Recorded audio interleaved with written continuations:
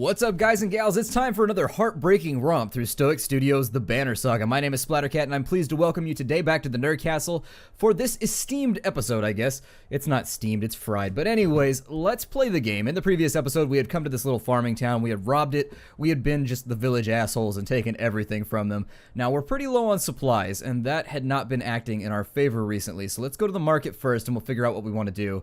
We're getting 5 per renown right here, which is a really, I think that's probably an indicator from the developers that I should probably be stepping up my supplying game here. So let's get on it. I think I'm gonna go, we'll leave it at an even number. That's gonna give us a week's worth. Let's leave ourselves with 30 renown right now.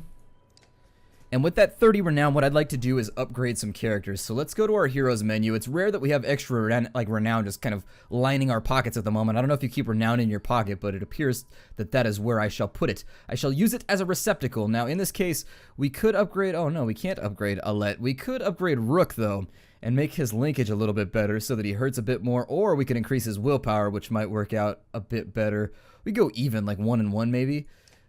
With Hogan, we could get him up to level 3, which I think might be useful. I mean, just about any level up at this point is probably going to be something that we could use. Or we could go with Ivor. At the moment, we have nobody with strong armor in our front line, and that leaves me feeling a little bit exposed.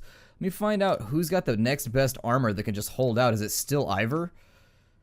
Okay, well, we are without a tanking unit right now. You'll recall in a previous episode that we had ended up having to kill Eccles' brother-in-law, or whatever his name was. He stabbed us in the guts, which was not cool. At least he stabbed us in the front, though. He could have just been a total douche and stabbed us in the back, but at least it was one of those forward-facing betrayals.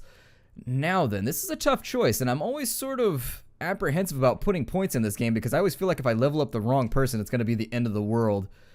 I don't think I'm going to put anything into Gunolf right now. I would rather have 3 level 4 characters than 1 level 5 and a bunch of level 2s. And so in this case, we've got 30 renown remaining. I may upgrade 2 of these guys because it might be a little bit more efficient than upgrading one of these guys to a 5. She's already sundering so much armor with her current loadout that I'm not really worried about making her any better. We'll do Ivor, and we'll do Hogan, I think. So let's go ahead and promote Ivor. It's going to cost him 10. Oh, we can do 3. I thought it was 15 for a rank 3 promotion. Okay, we'll do that then. Fantastic. With him, what I want to do is let's go ahead and give him some armor, because I need somebody that's going to be able to stand in the front line. I have no tanks right now, which is a really horrible circumstance to be in. There's his level 3. He's now got that. Next level, I'm probably going to put it up to 16, and then the level after that, I'll probably go 2 more strength just so that he's at like a 14 there. So he'll be a 14, 16. I'm kind of talking about this like it's a magic card, but in any case, he'll be a lot more efficient. With Hogan, we'll promote him as well, make him a bit more useful. And Hogan, what do I want to do with his stats? Well, Hogan's already set up to be able to sunder quite a bit of armor. And so with 5 armor destruction, it might be useful to increase his willpower so that he can do that more frequently, so he spends less turns sitting there wailing on the enemy's arm. I think I'm going to go with an extra strength and an extra willpower. Just keep it nice and even. I would like him to have more strength because an 8 strength is one of those things that's a little bit low for a frontline combatant, which is weird for Hogan. But his ability did just upgrade. We don't seem to use him for much other than Bloody Flail anyway, so Bloody Flail just got up to 5 strikes, which means it doesn't really matter what the enemy has. He should be able to do quite a bit of damage either way. I'm not going to promote him again. Oh, what did I do right there? We go. And so now what do I want to do with my remaining 10? I could either put it into Trigvi, or we could put it into Nid and potentially get ourselves another archer. Oddleif is back. She survived. We could upgrade Krumir because he's got the amazing potential for destruction that I think few characters can match. However, we've already got 2 guys running with our squad. The only thing I would essentially use Krumir as is as a replacement for Gunolf because I really like Gunolf, so I'd rather keep him where he's at. Let's go ahead then and we'll upgrade Trigvi. Let's do an all-around. We'll just give everybody a nice even upgrade. So there it is. I think with Trigvi what I'd like to do, he's doing pretty well on armor sundering too, but since he can strike from 2 away, let's go 1 right there. And then we'll give him an extra strength as well, I think. Because that'll mean that he can do a 5 damage destruction from 2 spaces away, or he can do an 11 damage from 2 spaces away. We need to start using him a little bit more for his auto attack. than using him for his impale, which we seem to be using on archers most of the time. So there it is. Our frontline troops have all been upgraded a bit. I would like to get somebody up to level 5 next, though. I'm not gonna gloss past that at any sort of rate of fire that I can't be comfortable with. So we do need to handle that in a minute. But let's be on our way. I don't recall anything interesting happening in this little village anyways. I think it was just a little stop off so that our gameplay could have a punctuation. And now that we've got supplies, hopefully things will work out a little bit better. We've got about 6 days left remaining. I don't know what our walk is looking like right now, and I thought I had a dead pixel there, but I spit on my screen. What an embarrassment. I probably shouldn't bring that up in Civilized. Oh, another Godstone. A trail of blood leads to a clearing where you find a large wounded varl. He is gnawing on his shield, swearing at no one in particular, and occasionally slamming his cudgel on the ground. If not for the heavy bleeding, you'd leave this one alone without a second thought. Let's try to have a healer tend to him. 2 women cautiously step towards the giant with a few poultices. As one gently locates the bleeding wound, the varl's eyes widen and he slams her to the ground. He manages to kill the other healer with his weapons before your warriors cut him down. The others say nothing as you wordlessly return to the caravan. Disappointing, but not unexpected. I mean, nothing, like I said, nothing good ever happens in this game. It's pretty much just horrific all the time. Stop! A resolute voice calls from somewhere in front of you. The surrounding terrain comes alive with armed fighters surrounding the caravan. No need for bloodshed, the leader says. Leave a couple of wagons and pretend you never stopped here. We're going to attack immediately. Before he's even finished the sentence, you have your weapons out and rush forward for an attack. I'm definitely going to take my A-team. Let's see if we can take everything they have from them, because I would love to rob somebody right. It's weird how vicious you get. As time goes along and things get more and more desperate, I've noticed that my own voracity just continues to increase. And I'm like, wow, I'm just a really terrible person when pressed. I really, really am. Now with this battlefield, we've clearly... Oh, these guys are about to get wiped out. We are about to just annihilate these dudes. Let's go ahead and take a look at our deployment schedule here. And I think what I'd like to do is let's cram everyone together as we have done in the past. Because obviously we don't want to fight a 2-front battle. How did they get us pincered? It said they were in front of us. That's a weird battle configuration for the way that they described it. And then we're going to kind of mash ourselves this way in the hopes that we can take them by surprise. Let's flag ourselves as ready. Obviously, Gunnulf is up first. And I think our plan with Gunnulf is just going to be to whack that guy. So let's go ahead and spend our 1 willpower. He doesn't have a lot to begin with anyways because we have been drained slightly. But we're going to put him on attack mode. And he's going to do 7 to that unit, which is pretty much going to render him out of the fight straight off the bat. Which is great, because if anything comes off the bat, I want it to be in our favor. On this side, we've got... What can he do to her if he makes it over there? And that's going to cost him 2. What is he at right now? We're taking a deficit right now because our willpower is lower. I would love to get some damage off on her, though, so I think that's what I'm going to go for. What's her ability? She has that super OP ability that fires, like, all the way across the entire battlefield. I'm probably going to have to send somebody after her then, too, in that case. Let's spend the 2 willpower just to make her not so good anymore.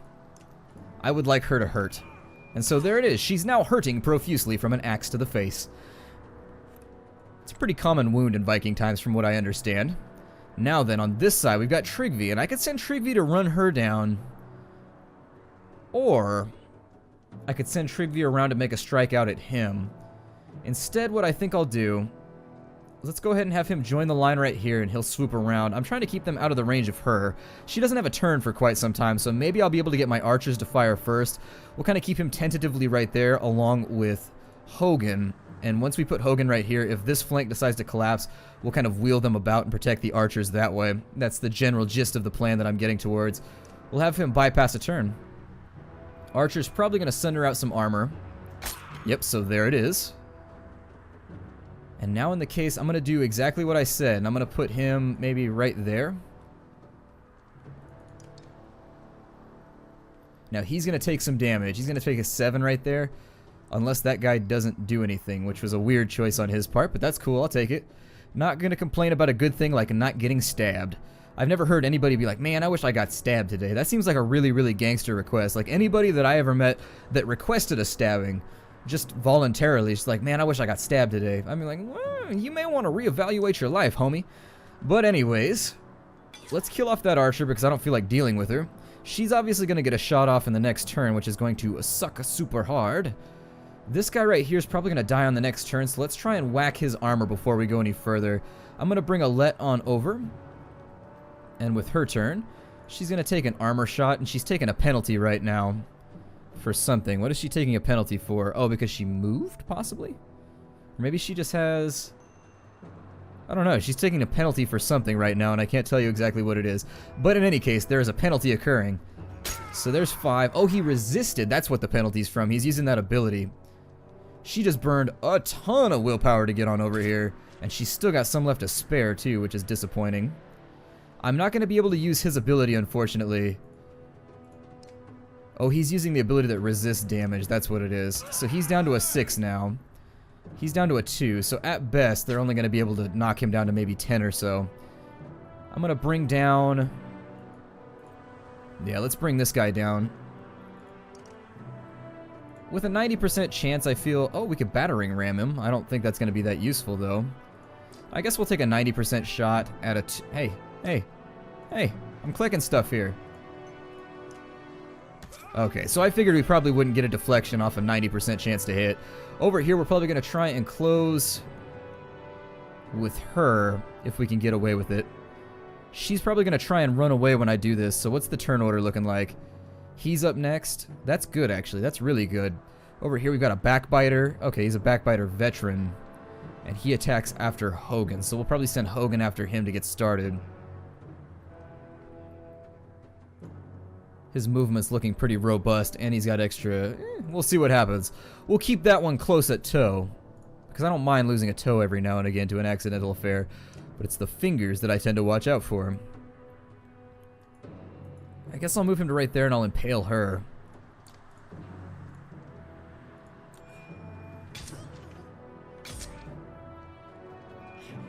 He's going to knock out 2 right there. We have the potential for losing Gunnolf like always, which leaves me a tad nervous about the situation. Let's go ahead and use rank 2 of his ability to see what we can get done. He uses his axe like nunchucks. I love that. Just like, what, tang, tang, tang, tang, tang, wah! He should do that at the end. He should definitely go, wah! Bruce Lee style. Like nice and loud. Loud and proud. Now then, we need to get started on this backbiter. So let's give him a little bit of the anti-armor lovin'.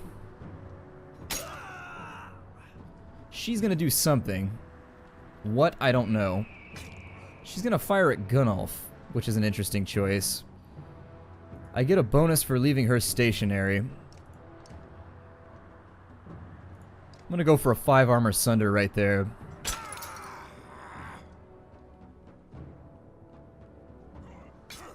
God, they burn up so much willpower. I always feel like the enemy just has insane amounts of willpower. Then again, it might just be because I'm fighting humans all the time. I'm gonna go with a... He's only got 1 strength left. That means his chance to hit is like nothing. So we'll go with Tempest and we'll just... Ooh, nice. He killed the guy next to him. That's a plus. But we are gonna lose Gunnolf. They really, really like to focus fire at Gunnolf. And for good reason. He's kind of a scary guy. I'm gonna bring Ivor down to here and we'll whack this guy with the turn that we have left. Because he's got really high strength and he needs to die right meow. See, they said there was no need for bloodshed, but anybody that knows me here at the Nerd Castle knows that there's always a need for bloodshed when there's loot on the line. I'm going to sunder that armor down just a little bit. That guy's going to set up with his deflection ability, which is an odd choice for him, but that's cool. We'll bring Mogan on down here, or Hogan, or Glogan, or Zogan, or whatever the hell his name is, and we'll finish her off. 1 damage dealt to our big guy right there. Let's go ahead and drop an arrow on him. Actually, no. We're going to use Mark Prey because we've got him isolated.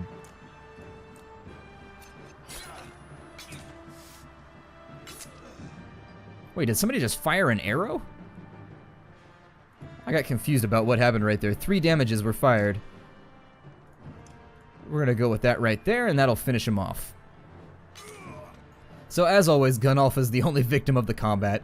Disappointing, but not unforeseen. He seems to be the one guy that always dies. He's got so little armor and so much strength that I think the enemy is just like, that guy is the one who needs to be gone right this second. 8 renown gain just in case we have to buy ourselves some supplies in the future, and hopefully we'll loot something from this caravan too. Really, we didn't get anything from them. Alright, I'll take freebie renown. I mean, you don't want to look at me to complain about it. We've got a couple of days left. I'm a little worried about stopping at this Godstone. You guys had mentioned that there was treasure at every Godstone, and I haven't gotten the treasure at a single Godstone yet. I'm not very good at it. The berry configuration around this Godstone is sort of horrifying. And he's got like a Rasputin-y face. I just made up a word. Having the properties of a Rasputin. Rasputin-y. Or the mutiny of a Rasputin. When your Rasputin turns on you, it's Rasputin-y. Oh my god. So much bad jokes. Why? Walk away now. The imposing Godstone of Bjorulf approaches. His severe visage makes it feel as though he's watching you even now. The caravan spreads out, happy to be free of the confining forest and in open fields. Hogan pulls you aside to show you some red berries growing on an ash tree that looks like it was chopped down long ago. These shouldn't be growing here. Yes, he says excitedly. I haven't seen these in a long time. He and Mogan busily go about collecting the berries. In fact, in honor of Bjorulf, some of the caravan crack kegs of mead and wine before anybody can stop them. To the only god that matters, they shout. Everyone drinks and you're glad for the merriment that has swept over the caravan. Let's join Hogan in collecting berries. What exactly are these, you ask Hogan? When I would travel to Borsgard with Father, sometimes he'd buy us a few of these, Hogan replies. Couldn't be a luckier find, see for yourself. You try one and you feel the energy returning to your tired limbs. Not taking a few more would be a wasted opportunity, you figure. So they're like Viking Zenzu beans. As the hour becomes late, the caravan is eventually ready to get back on the road. The day by Bjorulf's stone is one of the few memories that hasn't been tarnished by the specter of bad fortune, you think to yourself. So we've got a Tistleberry. Well, we'll take a look at it in just a minute and figure out what it does, I suppose. We don't need to pitch a camp just yet. Trying to make good time to... I don't even remember where we're going at this point. We've basically spent like the last 5 episodes just traversing the map in random directions, hoping not to run into dredge. Oh, 1 day's worth of drinking apparently wasn't enough to keep people happy. It's the hangover, that's what did it. Up ahead, a scout shouts, some giant hall, but it's empty. You approach the structure but recognize none of the markings. The walls seem unsteady at best. Finally, sleeping beneath a roof, you overhear several families begin unpacking. Let's look for clues. Whomever left here may have had a good reason, you tell the caravan, but after a few tiring hours of searching for clues, you have no answers. The frustration of the wasted time is apparent on the clansmen's faces. What's the worst that could happen? Let's sleep in the ancient abandoned building. Cheers erupt as people flood into the building. A varl leans against a supporting pillar. It cracks and brings down a portion of the massive roof, crushing a number of clansmen beneath it. Sadly, the rubble is too deep to recover their bodies as you leave the building with regret. Oh my god. Reinvik is more of a smattering of farmhouses than a proper town. Though judging by stray dredge stalking through empty fields, it is barely even that anymore. Reinvik comes and goes as a long series of farmhouses abandoned and crawling with dredge. The farmers have probably already fled to Borsgard. You try to hurry past but are eventually spotted. Dredge start rambling in your direction. What's that? Points out Oddleif up near one of the longhouses. In the distance, a large person, clothes seemingly covered in blood, is cursing loudly and stumbling about. He staggers into a longhouse laughing. The dredge heading your direction turn back roaring and begin to pound on the longhouse door. They seem to be holding a grudge against this particular person. You doubt the door will hold for long. Let's rush to help. Against my better judgment, we should probably do something, you say. The others agree, even though it means putting them all at risk. As you quietly approach, the dredge have managed to splinter the door and break through. Hey, shouts a varl wearing all red, standing on the other side of the dredge. Come all the way up here just for me? He seems unconcerned about the dredge as he hoists his enormous sword. Gained an item, the Scarlet Feather. That sounds badass, and I bet it's a sword. That seems like the kind of thing that someone would name their favorite sword. In this case, we're going to go with, I'm assuming Sigbjorn is probably a warhawk like Gunnulf. So we'll leave Gunnulf out for right now. We'll take Ivor, like we always do. We'll take Alette, I suppose. Oh, we got to put them in order. Okay. Well, we'll go Trigvi, then we'll go Hogan, then we'll go Rook. We'll go Rook last because he's got to do his ability. We'll go Alette before him and then Rook. Fantastic. Let's do this thing. I'm excited about the prospects of possibly getting another Warhawk. Having 2 Warhawks, we could probably replace... At that point, I'd probably just drop Hogan and take another Warhawk, because a double Tempest is one of those things that basically no enemy in the game can survive through. This is a pretty stacked battle. This one could get ugly for us. He is not a Warhawk from what I can tell. His strength is very, very low. He's got +2 movement and -1 to drawing aggro. He does normal strength damage. He's got Tempest. Okay, so we've still got our Tempest. He is a Warhawk. Odd then. Well, we've got a bunch of guys who are going to be throwing stuff at us. Are these all bombers or only he's only... Okay. Well then, we're going to back into a corner like we always do. And we're going to force them to fight on our terms.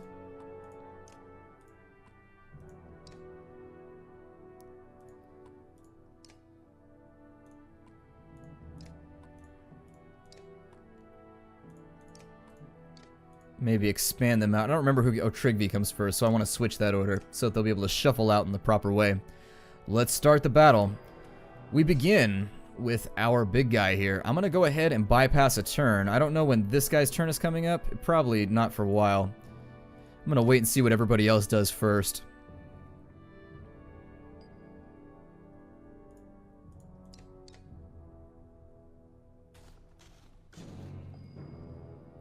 Big guy with a shield. Obviously, we've got to do something about him.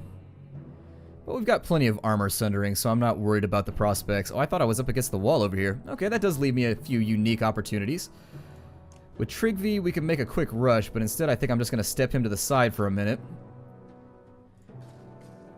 They have one big guy right there. That 22 strength is going to be a real problem for us. He's got more strength than Bellower, so this could really kind of turn on us if I don't play this right.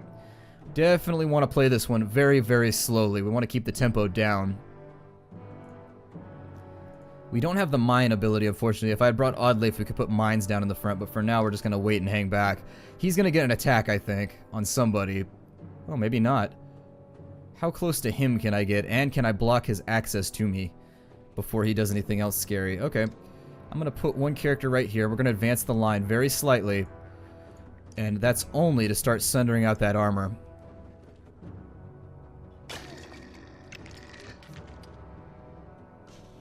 You'll want to remember, we are very behind the curve right now. I could take him out pretty soon. What's his movement looking like? Not very good.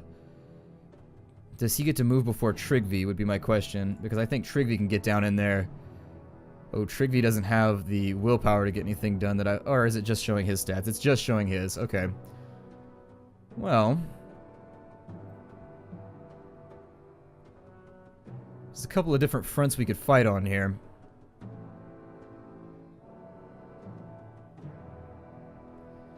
I want to be very careful about this battle because this is one that we have the potential to lose just based on this character right here.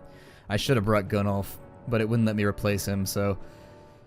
One of those little things that I can't really help. We could get 6 damage done on him, which would lower his marketability, or we could get on over here and continue sundering on him. What's his armor sunder? It's 2 and 2. So he could do another 4 over there, which would put him at 11. I think I'm going to leave that for him. So let's step on down to here. I'll admit that advancement is a little bit of a risk in the face of enemies that are so beefy. But the thing with this guy right here is I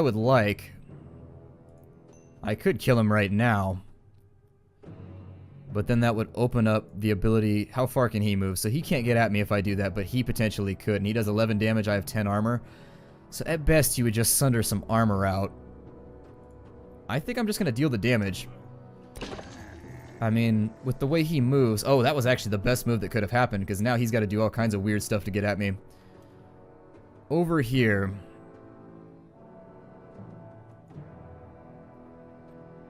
I'm going to move out and block his movement now. I could do a battering ram, which might be useful in this case. We could do battering ram 2, and that's going to do 3 armor damage plus 1 for every unit that they go through. And he goes up to 4 tiles, so that's 1, 2, 3, and 4. I don't know if he'll stop right there. That's the weird thing about knocking these bigger units, is you can never tell exactly how the ability is going to work. But in any case, it does buy me some time, so let's do it. I love that he headbutts him. That's amazing. Now that he no longer has a shield, he's just like, and just takes care of it Varl style. I almost said Viking style, but I'm just going to go with Varl style, because that works too in this case. I'm going to start closing this gap over here.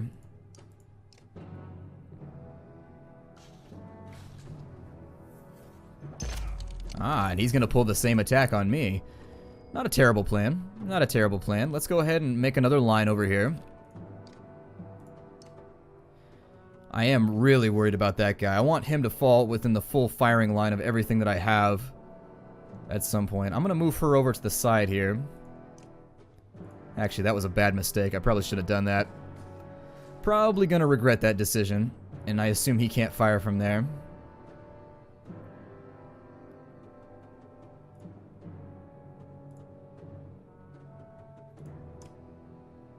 Well, he can't fire from where he's at either, so we'll just back him off slightly. He's going to sunder out some armor. And with that resolved, I don't know where to put him in my line. I guess I'll drop him over here. Force them to come forward a little bit better. I do wish that I could tighten this rank better. Now then, we're going to go over to here. And I think I want to fully engage with this guy. So let's go ahead and knock off some of his armor. We'll kind of make a semicircle around this area where the fight's going to take place. Trigvi has an opportunity to deal some damage.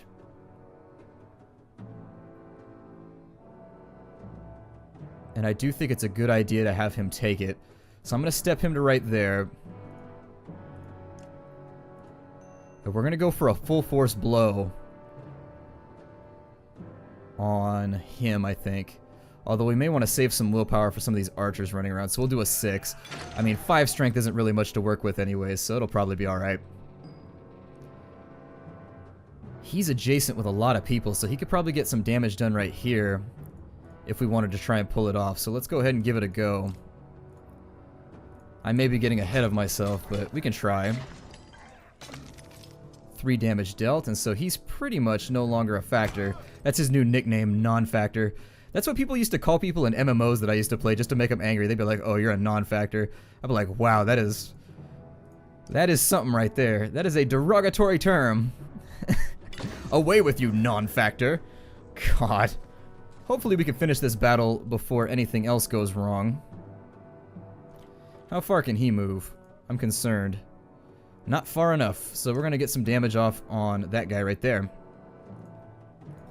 Might be making a mistake, but if mistakes weren't made, what would we learn from? And so there's a little bit of damage done. He's going to run away, obviously.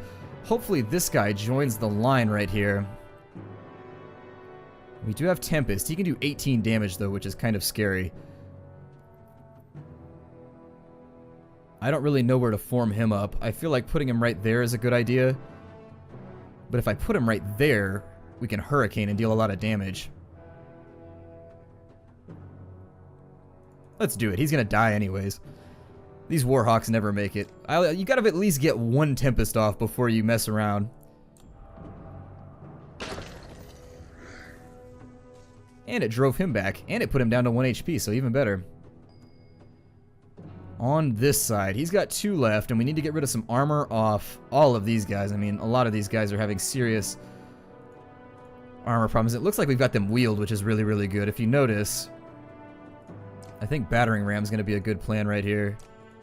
Oh, it won't let me Battering Ram him. That's interesting.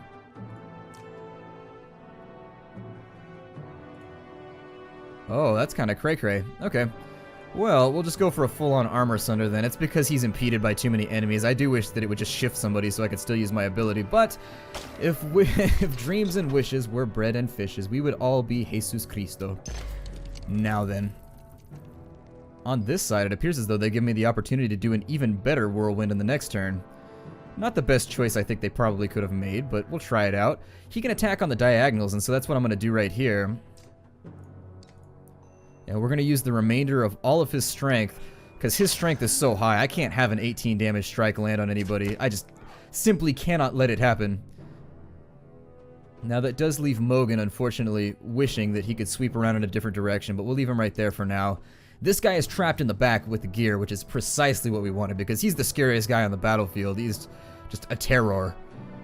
Now then, if I put her right there, she can take a shot at him for a little bit of damage. But her bonus is that we could knock out the remainder of his armor, so that's what we're going to do. Down it goes. His armor is now sundered with the thunder of 1,000 arrows, or a single arrow that was just really well placed. And I think what I'd like to do now, his strength is high, so let's kill him. Now then, everybody else that remains on the battlefield is going to have their health lowered, but they're not going to be killed. I'm going to put him right there. Well, we may actually. Let's do a Tempest, and we'll see what the mileage is that we get out of this. I mean, worst case scenario is we just kind of make him a sacrificial offering to this guy right here. 3 damage dealt. I'm gonna start falling back so that we can kite this guy around, and so obviously we're gonna lose him. That was expected, but I totally wanted to kill 2 people with 1 Tempest. Just saying. It might be a cool thing to do. It might be interesting to use Trigvi in order to knock him back slightly.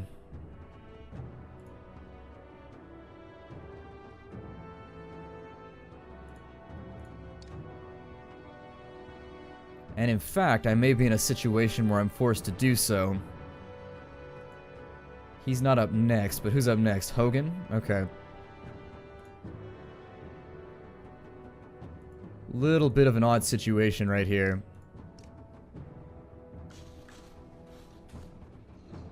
I'm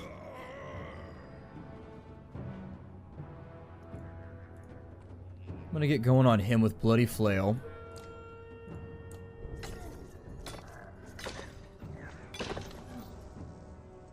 Just gonna make his strength a little less terrifying.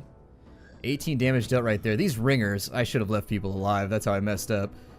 But in any case, his armor's about to go bye-bye. So he's now down to 5 armor, which makes him much less formidable. We should be able to sunder off some of that armor pretty quickly. Trigvi's gonna take some damage there. And on this side, the plan is to get all of our archers the hell out of the way. And we'll do... Can I do more if I... What's his linkage? His linkage is just 1. Okay, so never mind. Not going to be an option. We'll make him a little less scary now. So he's now down to 14, which is still pretty scary. But it's not enough to kill a guy, which is what my big concern was. Killing a guy is the thing that I'm trying to avoid here. I'm going to use his Impale to knock him back, which will buy us a little bit of time, or at least deal a tiny bit more damage. We're going to do the same thing we did previously on this side with Bloody Flail.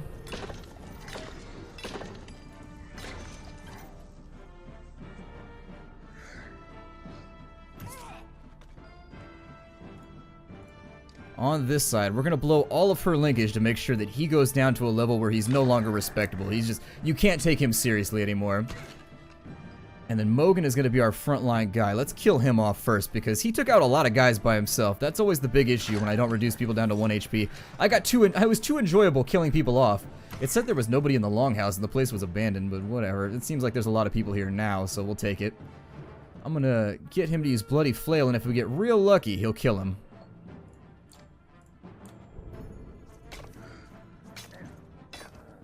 Oh, and lucky we are not. However, there it is, the perfect kill. And so I realize this episode's a little bit longer. We're going to break it off right there. We'll do the storyline element right after this, but that's where we're going to quit. Promotion. She's now level for Rebel. She is ready for level 5. I almost said Revel for Letty. That's weird. I'm going to break the episode off right here, and we'll do this part right after. My name is Splattercat. Thank you for joining me here in the Nerd Castle for another episode of the Banner Saga. I look forward to seeing you tomorrow. Take care out there, everybody, and hi-do.